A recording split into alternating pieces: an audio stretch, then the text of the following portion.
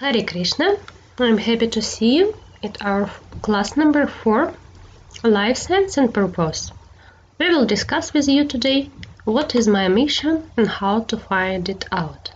First of all, we will give definitions, what is success and happiness. We will discuss with you what types of dharma we can find, we can fulfill in this lifetime. And finally, how to discover our own nature and apply it. So, we will start with the definition of happiness and success. So, what people usually want in their life? Some people are very ambivalent about their desires. However, Vedic scriptures give us a definition about main humans' aims in this life, and they are called Purusharthas, and they are 4: Dharma, Artha, Kama, and Moksha. What are they? Dharma is some rules and regulations which will help you to lead a proper life according to moral and ethical rules, according to the order of society and even cosmic order. Artha is prosperity, economic prosperity, money, success. Kama is achievement, fulfillment of desires. And moksha, it is the liberation from a material existence. However, in Kali Yuga, people are generally they are striving for Artha and Kama only. No one consider now even to try to follow Dharma, and even more people do not know what is moksha.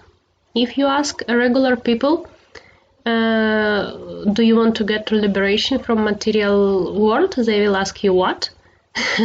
How can I get liberation? When I will die, I will be liberated. But this is this means we lack the knowledge, proper knowledge about how this universe is built and how our life is going on. So that's why we are here, to learn it, to study and to apply it. And also people usually disregard the very first principle, the Dharma. Dharma itself is a base of Artha, Kama, and Moksha. It is placed on the first spot, not by chance. It could be explained that simply by following the Dharma rules of Dharma, moral, ethic, and some rules and regulations. The other 3 aims, Artha, Kama, and Moksha, will be fulfilled automatically. And Krishna confirms it, and scriptures confirm it, and we will see few examples now. So, let's see what Srimad Bhagavatam and Bhagavad Gita tell us about these 4 Purusharthas. So, generally it is our choice. What do I really want? Do I want just to fulfill my desires and live happily without considering what is right, what is wrong, and I just want to be happy and don't want anything else? Or instead of thinking selfishly, I can choose to fulfill desires and have economic prosperity along with Krishna and liberation. So, the first choice, what usually all people do in this material world, they just try to achieve Artha and Kama, the desires, and they disregard Dharma and Moksha. And thus, they are constantly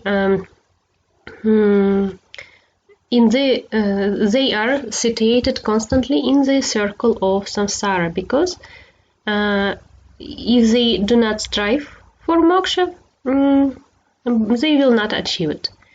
So once again, by following dharma, the other arthas, the other three arthas will be fulfilled automatically.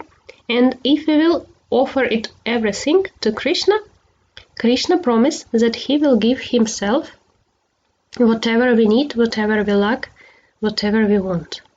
And such shlokas we can find all around the scriptures. For example, this, what is stated here, 4.8.41, Dharma Artha Kama Moksha Akyam Yaha Icchet Saha Harihe Padasevanam. What does it mean?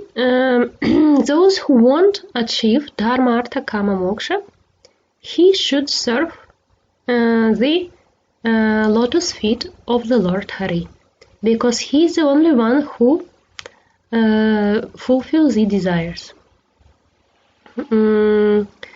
Also, you can see below the other shlokas which will confirm the same, that if devotee desire anything in this life, he is awarded these results automatically if he worship Krishna.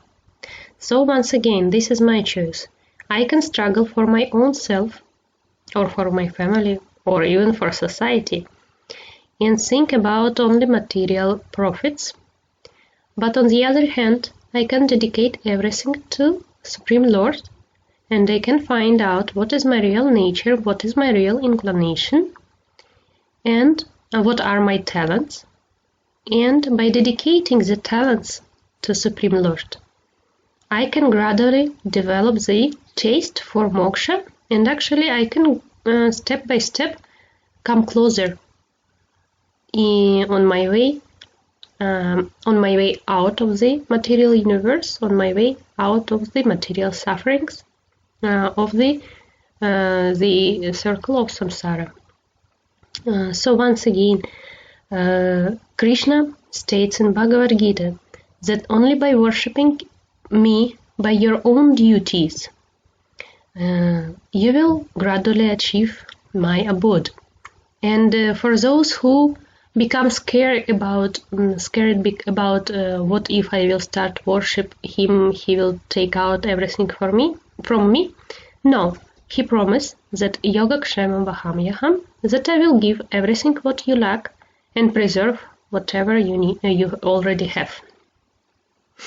So this is like win-win situation, do you see?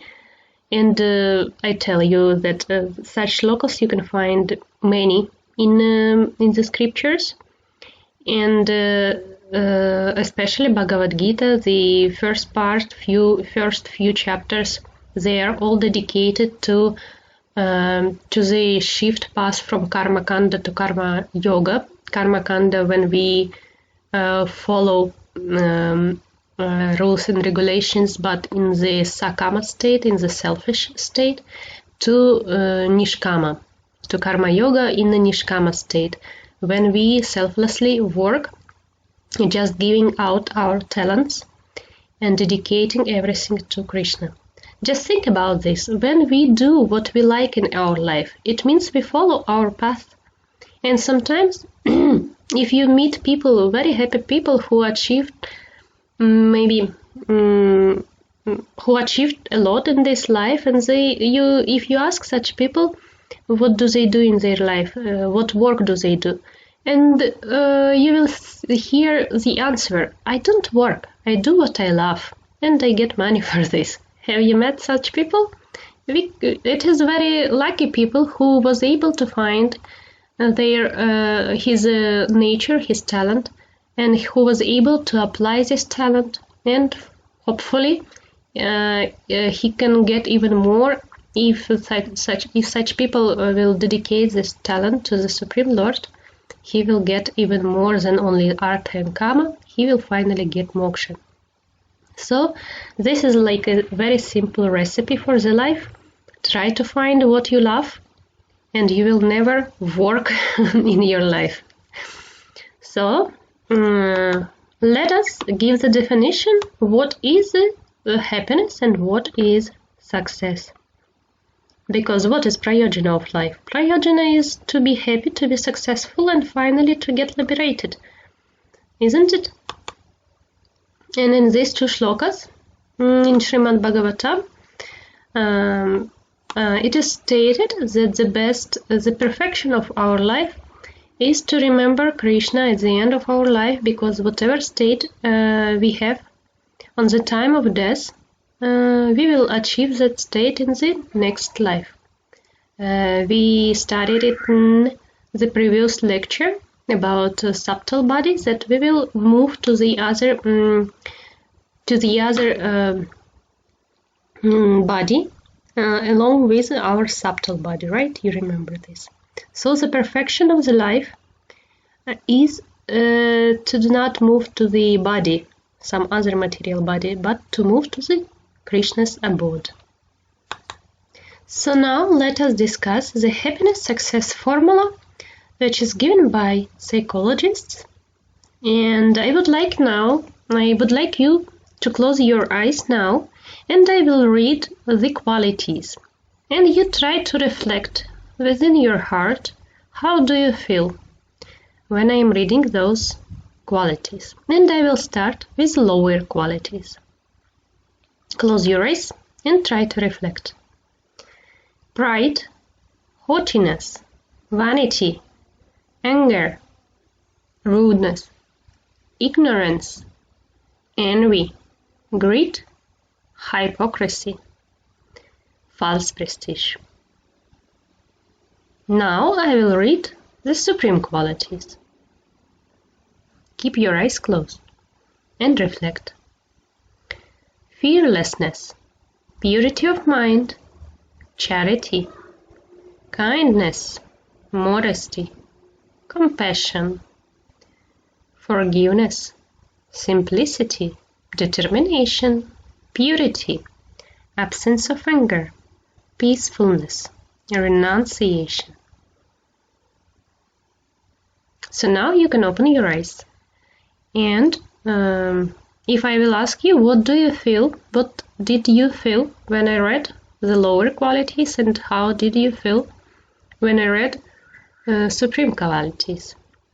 Many people will answer that while they heard those lower qualities, they felt very strict, they felt alone and abandoned, they felt like they cannot get out of these exhausting situations in their life. And when people hear the good qualities, they feel enthusiasm, they feel support of the whole universe, of God, and they feel like they can handle this, and they are supported, and they can deal with any problems in the life. And what is the difference, actually, why we read these qualities upon discussing the formula of happiness and success? You remember we discussed in the second lecture, Karma Gunas, Rules and Regs, about two types of mentalities. And these are two types of mentalities. If you remember, it is mentality of abundance, generosity, and mentality of deficiency or scarcity. And so, what is the difference in this formula, happiness and success? Psychologists tell us that success actually in the material world, on the material mundane level, success could be achieved even by people who operate on the lower qualities only. And most probably you have met in your life many people who are successful, who are rich, who achieved a lot, but they are still very rude people, or envious people, or proud, or greed, or hypocrite. So, what does it mean? that success itself, as a mundane definition, could be achieved for some limited amount of time by people with lower qualities. However, it will not last for long. But can you tell that those people are happy, even those successful people? And we see that in television and YouTube, you will see a lot of this, like kind of strange question why successful people are unhappy. And answer is here, because success itself does not give the inner happiness if it is achieved by the lower qualities. What is the difference between success and happiness? Happiness is a state of being. It is harmonious state of being, the inner content. And success, it is a social, active fulfillment of some mission, personal mission. And thus, if we are striving to achieve only outer success, but we are not supporting our inner state of satisfaction, happiness, we will be broken. And that's why we see a lot of successful people who are unhappy, just because they lack knowledge, because success itself is not happiness. Only harmony between happiness and success can fulfill your personality.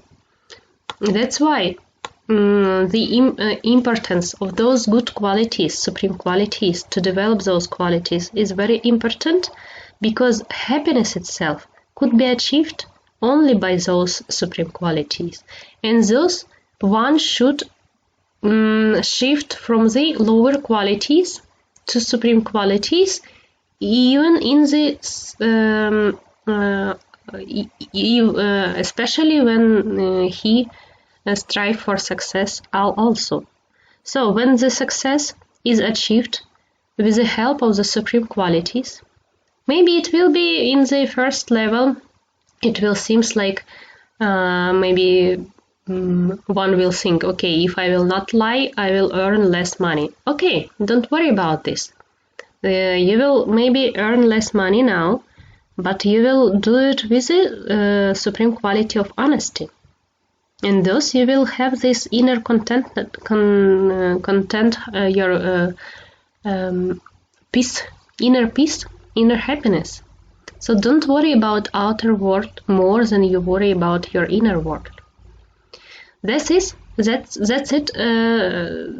why we discuss these qualities in here. And this happiness success formula is simply to operate by supreme qualities in whatever you achieve. So whatever you do, try to do not compromise with your consciousness. Do not fake yourself. Do not allow your mind to excuse you. And try to follow the supreme qualities and rules and regulation. And thus, with the time, you will see that success and happiness, when they go hand by hand, it gives you harmony. Because the harmony recipe is a happiness plus success. So, what do I need in order to be happy and successful? Knowledge. This is the first, because many people really don't know those formulas, and they try to achieve either success by the lower qualities, or they try to achieve some happiness, but they are also misled by what is a happiness. So we need knowledge. First, we need a pure desire to be successful and happy. And finally, we have to realize and apply some techniques in order to find out our mission. And we will do it, and we are doing it now. So we are getting knowledge, and we will do with you some techniques. So what about happiness? As we said, we need to get some knowledge about what is success and what is happiness. I would like also discuss this topic about happiness in three gunas. Why? Because people, as I mentioned before, that people either striving for success, for outer success, and they're trying to do whatever nonsense they can do in the society to achieve some more money, some more fame. And also, they are misled by the flickering happiness. In Bhagavad Gita, it is said that happiness is also covered by gunas. And usually, what people do nowadays, in our present society, they strive for happiness which is covered by Raja Guna. If you see this in the middle, the shloka in the middle, that happiness which is derived from contact of the senses with their objects. So, whenever we see something, I immediately want to have it. And I receive some amount of happiness. But it is said that this happiness is like a nectar at the first, but later it will become poison. Why? Because I want more, and it does not last for long. Of course, the happiness in Tamaguna even worse, because it is derived from sleep, laziness, or any the ignorant actions, and vikarma, also the improper actions. And what we have to realize that there is a sattva happiness, sukham happiness in a sattva guna. In the beginning, it will be like a poison, but it will finally lead us to the nectar. It will give us nectar. And more than just nectar, it will lead us to the self-realization. Thus, we have to figure out what kind of happiness we receive daily in our life. If you don't remember about gunas, please go to the video number 2 and see that part where we discuss the gunas and mentality. But what Krishna says more, even more here.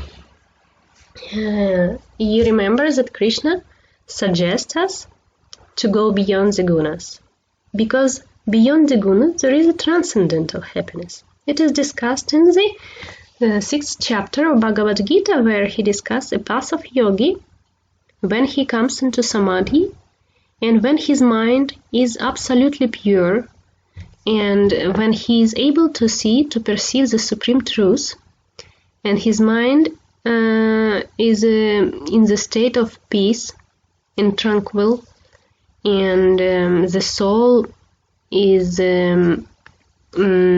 clearly my soul. When my mind is pacified, I am able to perceive the supreme truth. And this means that I can perceive a part of the Ananda which is situated in the spiritual world. And this is a higher state, a very high state. But still, Krishna suggests us that we have to strive for that state in this lifetime. And with the practice, we can achieve it. So, it is also logically, we can, there is a logical question which arises in this moment. What if I don't like what I'm doing right now, and I'm really confused about my duties and what I have to do? Should I renounce? Should I give up? And how can I realize, is it this happiness or whatever business I'm doing like right now? What if it disappoints me? But Krishna says that whatever activities, endeavors in this world you will do, it will be covered by some sort of fault. So every action is covered by some sort of faults. It's like a fire is covered by smoke. But still, you don't have to renounce just because of the fear, because of the disturbance. You know, sometimes people get divorced just because it is very disturbing to have family, you know, to take care of kids. But we know that there is also renunciation in the 18th chapter Bhagavad Gita, right in this where he discusses the happiness in three gunas. Krishna describes the renunciation in three gunas. And thus he suggests us to do not renounce just because of fear or extra disturbance or any uncomfortable situation, inconvenient. It is not a proper renunciation. Indeed, what we have to do, it is suggested that Yukta Vairagya, we know this term from the Bhakti Rasamrita Sindhu, that whatever there is in our life and whatever came in my life, into my duty, I should take it, I should perform it, and I should dedicate it everything to Krishna. And thus, in the beginning, I will feel disturbance, and I will feel that like this happiness is very flickering, and it is sometimes I'm happy, sometimes I'm in distress. But by fulfilling my duties, and we remember that this happiness in Sattva Guna will gradually develop into the nectar. So by putting my efforts and dedicating the activities to Krishna, I will achieve real happiness.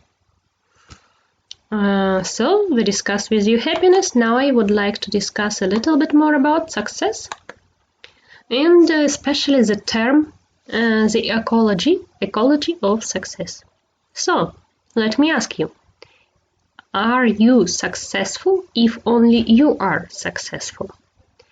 And the psychologists give us this term, ecology of success.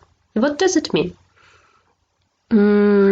Simply, psychologists describe the rule of dharma, and those two mentalities which we discussed before, they are related to three gunas.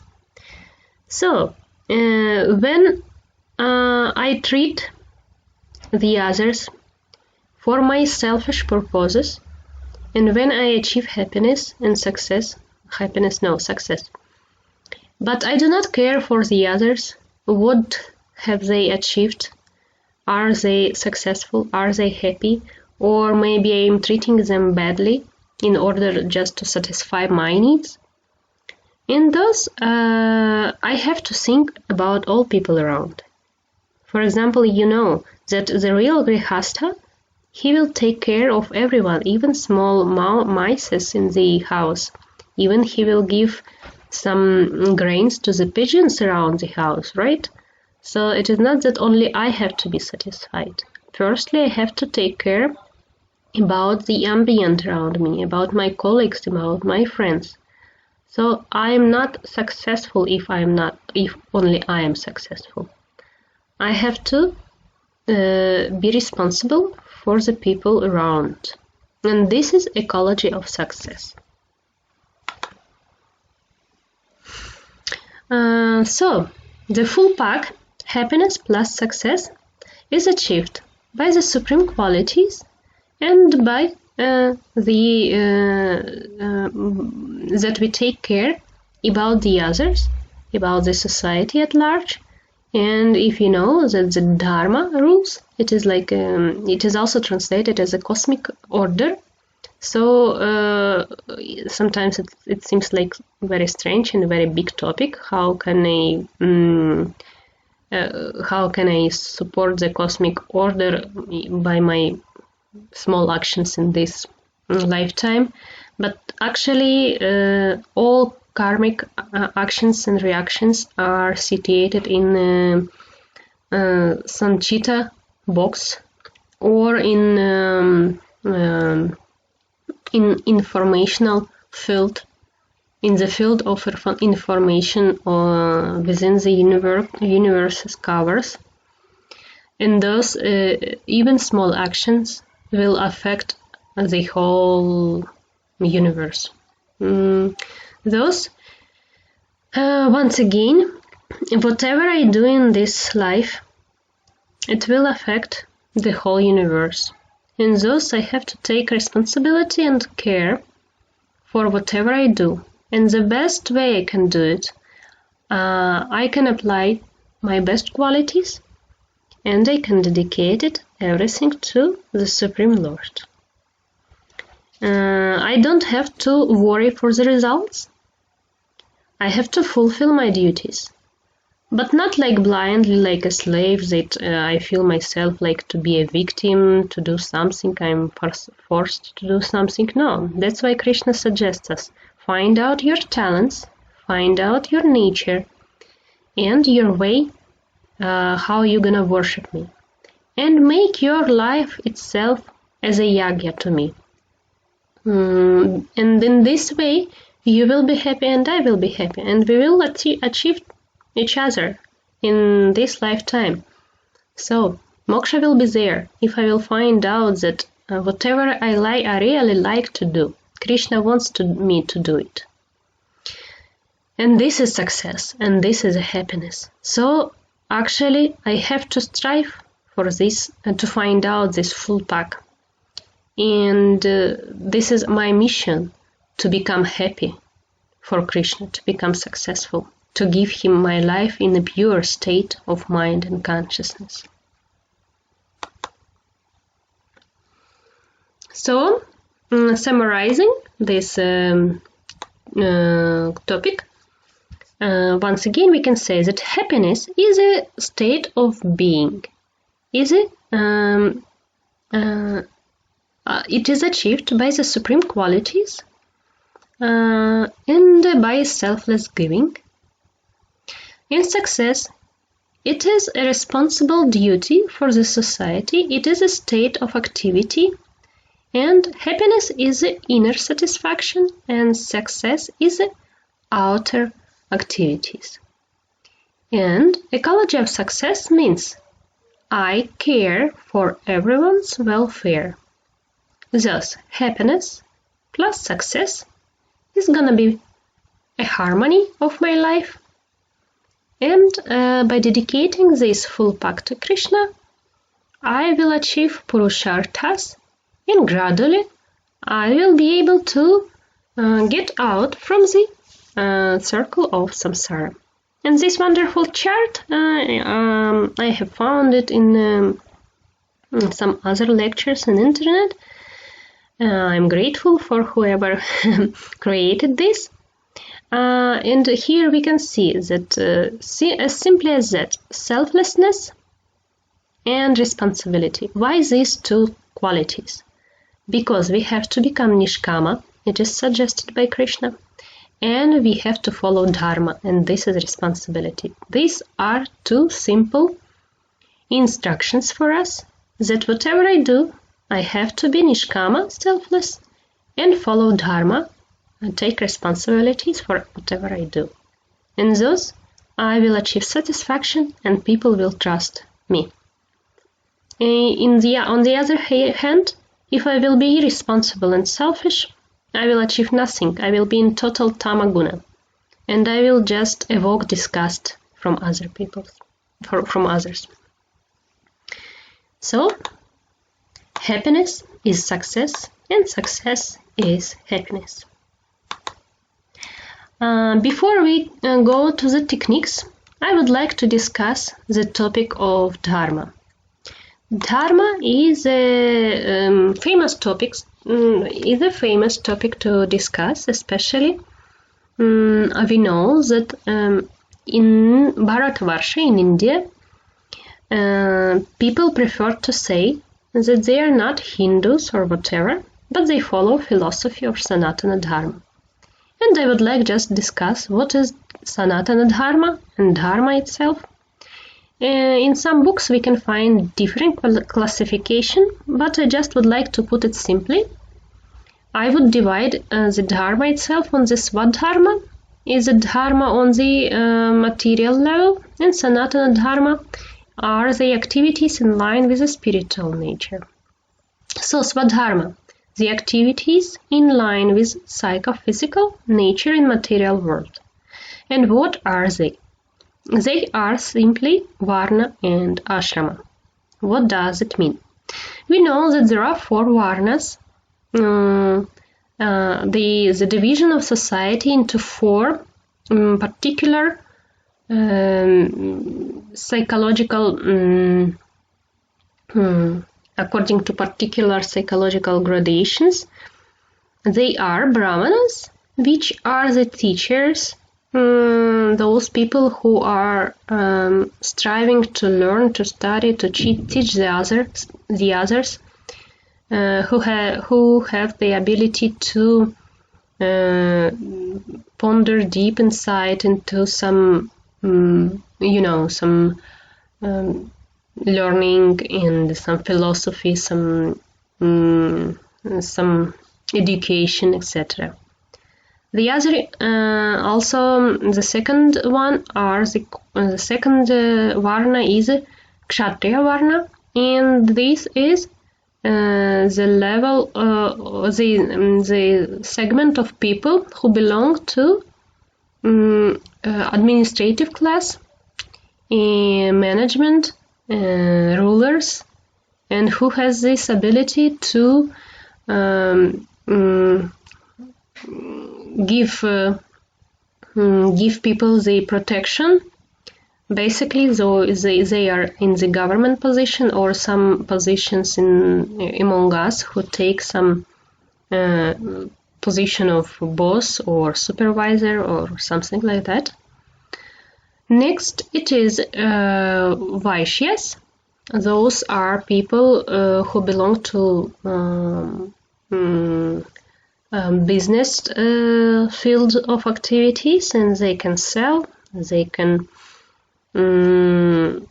they sell and buy, and they know everything about market. And finally, the Shudras. This is a wonderful people who can serve the others in any way. They can serve in any work in any way, and those people have qualities such as be obedient and meet the to fulfill to help to fulfill the mission of the other people. So what I would like to mention here, that those Varnas are given not to divide the society in order to humiliate someone or upgrade someone. No, it is simply given for people to find out what is my inclination, because sometimes it is difficult for a person who is thinking, do I like to teach, do I like to study, or I want to be a businessman.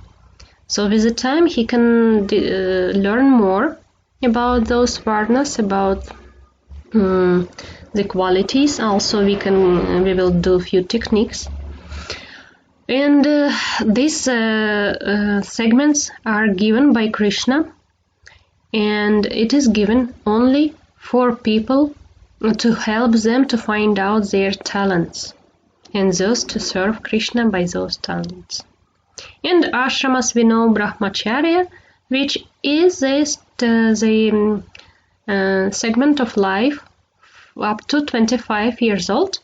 When people keep brahmacharya, they do not go into married life, but they dedicate this time up to 25 years old to the study activity, to study, to learn, and to find out what they want to do for the rest of their life.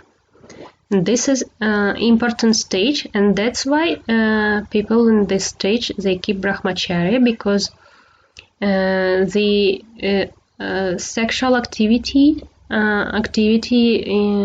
will limit their mind abilities, their buddhi abilities, and thus it is suggestible to keep brahmacharya while you study.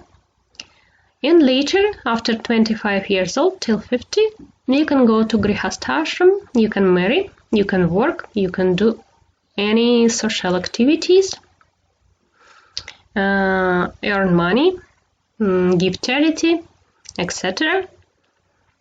And later, after your kids grew up, you can go to Vanaprastha ashrama, where you have to again skip any sexual activities. No one suggests you to go to the forest, no, not like this in Kali Yuga, but you just dedicate more time not to outer social activities, but to inner spiritual development. And finally, sannyasa. Sannyasa at all is not suggested to be taken in Kali Yuga, but it is very suggested. It is suggested to dedicate all your time, especially when you are retired, into the spiritual activities. However, Krishna says that the whole your time, whole your life should be dedicated to me. So even in Brahmacharya, even in Grihastha, there are certain rules and regulations for people to keep their spiritual life according to each varna and each ashrama. And so at the end of life, people can get used for the spiritual life, and at the time of death they are more it is more chances to remember Krishna at the end of life and to do not come back to material world. So those are the activities in line with the mundane duties. But once again, they should be done as an offering to Krishna. And Sanatana Dharma, the activities in line with the spiritual nature, and this is selfless love and service. And thus Sanatana Dharma should be performed by everyone, everywhere, every time. Doesn't matter what varna you are, what ashrama you are, Brahmana or Shudra, Brahmacharya or Grihastha, you should every time strive to follow the best of your qualities, to follow the best of your rules, to follow the best of your capacity. I know that some people, they will not be able to handle what, for example, some great yogi can skip eating for many days. But on the other hand, some other people will say, oh, it is impossible for me. That's okay. No one asks you to do something out of your capacity, but at the same time you have to strive to do your best, and God will do the rest. And so, the logical question for those who still do not know what is my material duty, what is my varna, and what is my ashrama. I mean, sometimes people think, do I have to get married or not? Do I have to choose this work or another? Or do I have to work ever? Or I just give up this material life and go to the forest, etc., etc. And the Kali Yuga, the quality of Kali Yuga, is that the mind becomes very unstable, and the duality in the mind is overwhelming, and people are very really lost on their ways. So in this case, it is simply advisable, if you don't know what you have to do in your material life, still you have to perform Sanatana Dharma. Do your spiritual activities, whatever you do, yoga, mantra, meditation. If you try to attend some self-realization classes, or maybe try to develop some your talents, like maybe drawing, dancing, mathematics, maybe you like physics, or whatever. Try to develop yourself. And with the time when you will purify, your mind will be purified by the spiritual activities. You will seek more clearly what you have to do in the present lifetime. So the simple recipe for the people in this life, in order to be happy and successful, and at the same time to achieve the liberation or the highest relationship with Krishna, is love what you do and do what you love. As simple as that. But still another recipe for those if you haven't yet decided what do you love, what would you like to do. And the recipe is that love what you have to do now and try to do what you love on your free time. So maybe for some of you it will be strange and you will say, oh, I know what I like to do and I don't need even to listen more this lecture. That's okay. But a lot of people in nowadays, they really don't know what to do with their lives. So as long as you have some duties and some responsibilities, you have to perform it. It came to your life and you have responsibility, do it. But at the same time, try to find what is your nature, what are your talents, and try to develop those talents in your free time. Like, you know, some people who work hard maybe in a factory or even in an office or somewhere else, maybe they go to swimming pool sometimes a few times a week, or maybe they go to some, you know, especially temple, of course. This is without compromising. If you include your spiritual activity and you will pay attention to these spiritual activities, everything will be put into places in your life. And still you have to develop your nature, your talents, but without rejecting your duties. Once again, remember that Krishna told us that renounce just because it is difficult or out of fear or disturbance is not a proper renouncement to do. So now we came to the topic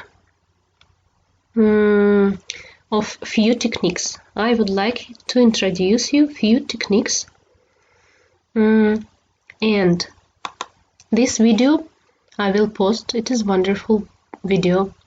This is a speaker and this video have many millions of views, and he discussed this life purpose in 5 minutes and actually life purpose in 5 questions. I will post this video, but now what we will do with you, we will take our notepads and pencils, and I would like you to answer these 5 questions. So first, who you are. Please write down who you are. Whatever you like, write down your professional, your desires, your any other ability. Maybe you will write, I am the spiritual soul, wonderful, and just develop this thought, write a little bit more. So, next question, what you do. What is that one thing you are supremely qualified to teach others people right now? For example, you can drive a car very nicely and you can teach the others, or you can draw, or maybe you're very good in chemistry, or maybe you're very good in Sanskrit, right? Just find out exactly the ability, what you can do now. In some other classes, people would answer me, they can cook nicely, they can do gardening, they can take care of cows, they can travel, they can ride a bike, whatever. Just on this question, try to contemplate on what you really can teach the others people to do in the best way you can. The third question, who you do it for?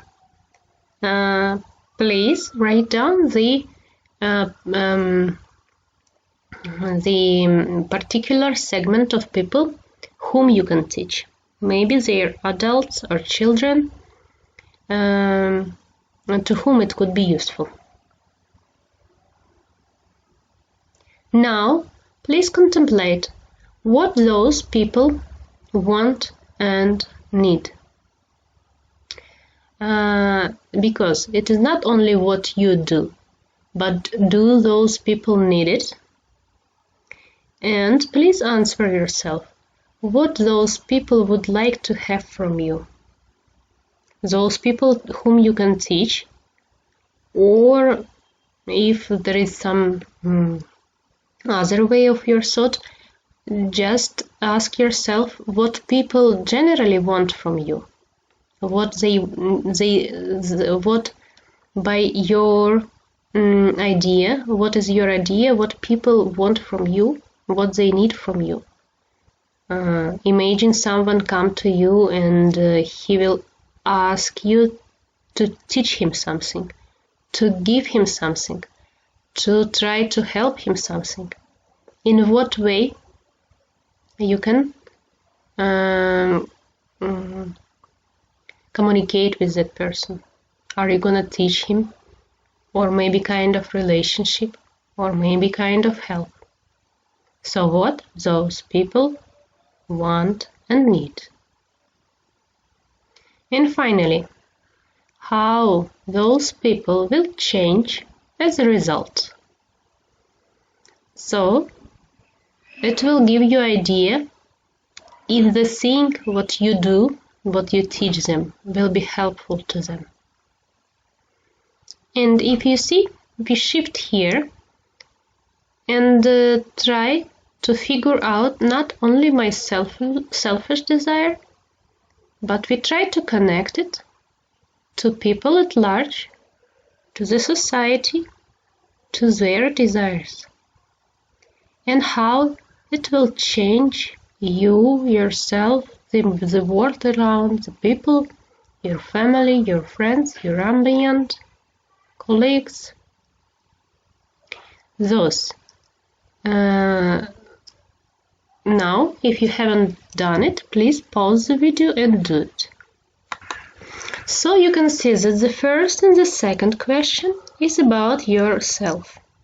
But the questions number 3, 4 and 5 are about the society. Because we said with you that it is not that I can be successful only if I am only successful. No, I take care about everyone. And happiness, it is not what I receive, it is what I give, because by giving I receive. Thus, this was the first technique, and I think you contemplated on your nature about what you can give, and please draw a parallel to the way how you can develop those activities, how you can give, what talents you can give the people, to the world around, how you can help them, and thus by helping you will develop those talents more, and you will develop the relationships with the universe, with God, with people. Okay, this was activity number 1, technique number 1.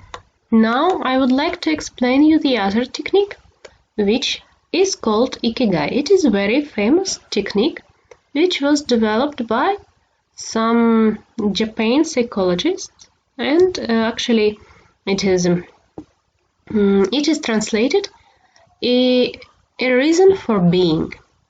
And now you can save yourself this picture, but it is really very famous, and it is very it will have a lot of information if you will fulfill all those rounds. Basically, they are 4 rounds. You see the yellow on the top, what you love. And the pink one, On the clockwise, next one, what the world needs. The blue one, what you can be paid for. And finally, the green one, what you are good at. And you can find that, first of all, fill those rounds. And later you can see that some rounds will be filled, some might stay unfilled. In those you can figure out what is going on in your life. Are you able to find Ikigai? Ikigai, it is something if you will put in each round the same thing. For example, what you love to do. You like, for example, you love teach mathematics. And what the world needs. Oh, the world needs mathematics. Can you be paid for? Yeah, I can be teacher. And what you are good at, and you say, oh, I'm good in mathematics. That's it. That's it, Ikigai. But sometimes there will be some, of course, this some people will put a lot in the first yellow round, what they love. For example, I love travel. But let's see, what the world need. Does the world need travelers? Yes, sometimes travelers. Sometimes we can find even advertisement in internet that people hire some travelers in order to advertise their hotels or resorts or whatever. So yes, we can see that world needs travelers. What you can be paid for, and here this is a tricky because those types of works. Still we can see a lot of bloggers and who can develop this into the paid activity, but be honest with you, if it could be paid, right? But let's see in the green circle what you are good at. Are you gonna travel for money, or you love to travel just because it is your idea, your dream, and you never mentioned to do it for money? And those you can see that something you still have to find out more activities and find out this your particular Ikigai. Sometimes people will find that they are very good in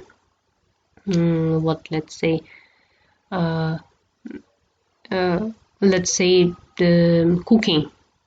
Okay, what you are good at? Cooking. Do you love doing it? Yes, I love.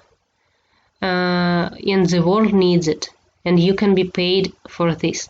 But indeed, you are not very enthusiastic to go in to be a cook in some restaurant. However, please brainstorm your all activities. And according to this chart, try to find out what you really can do in your life, what you love, what you can be paid for, and how the way you can serve it. And of course, if you can do it on your best capacity. So, this is the second technique. And I would like to introduce you once again another technique. We have done it a few classes ago, but I would like once again to discuss this because it is a simple four quadrants. It is a similar like Ikigai, but much more simpler. So in the first quadrant, in the first quadrant, please brainstorm you and write down the activities that you like doing it, and you can do it very nicely. So you like and you can. In the second quadrant, you write down the activities what you like doing, but you can't perform it nicely. In the quadrant number 4, write down what you don't like doing, but you can do it nicely, really. For example, not all people love cooking, but because it is their responsibility maybe in a family, they can do it very nicely. Or in the second quadrant, people like drawing or dancing, but they really cannot do it. It is just their real dream, or maybe from the past lives of samskaras, but they cannot perform it nicely in this right now. Let's see the quadrant number 4.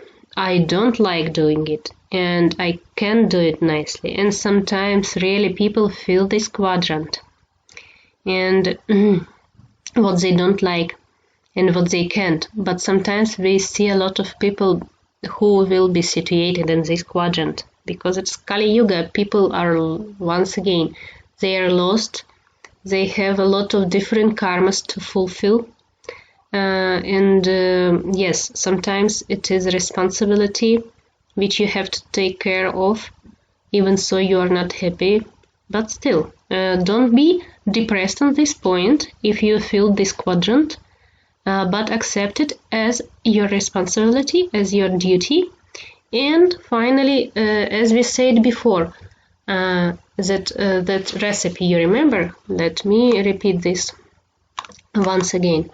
If you filled the quadrant number 4 and you are in the situation when you have to do something what you don't like, and maybe you cannot perform very nicely, so this part of advice is for you.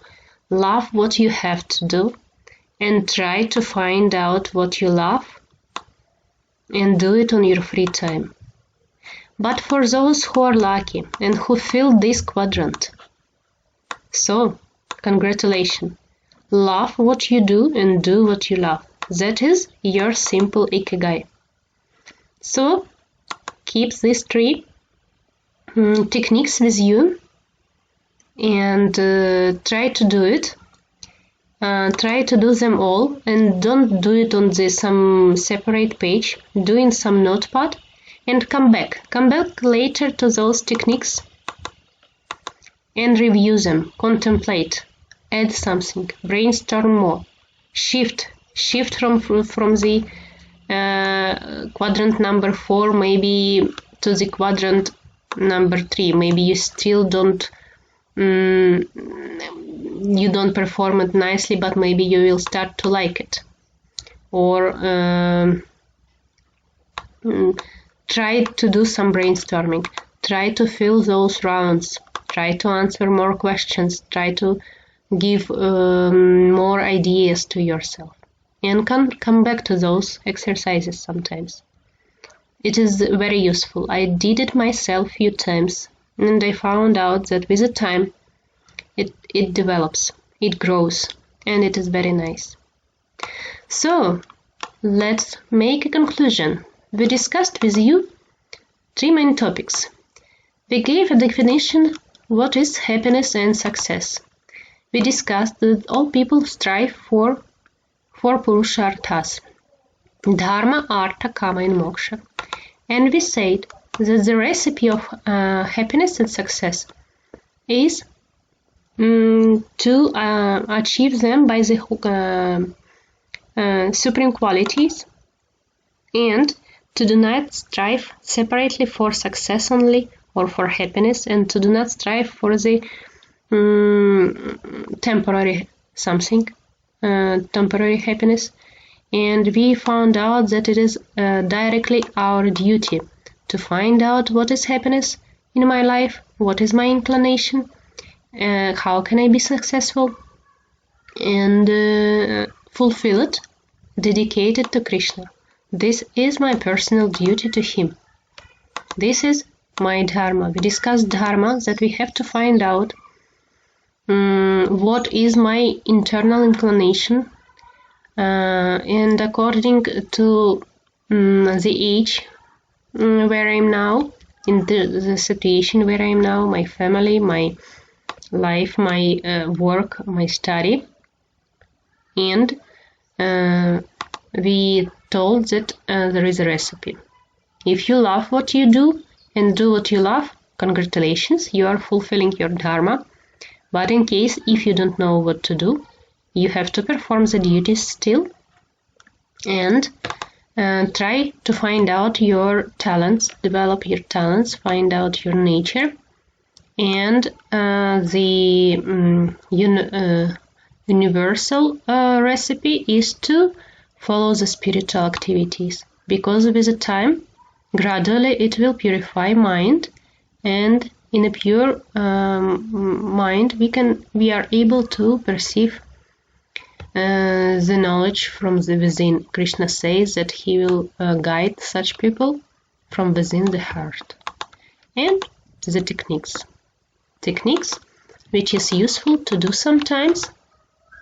Keep your notepad with you and do those techniques.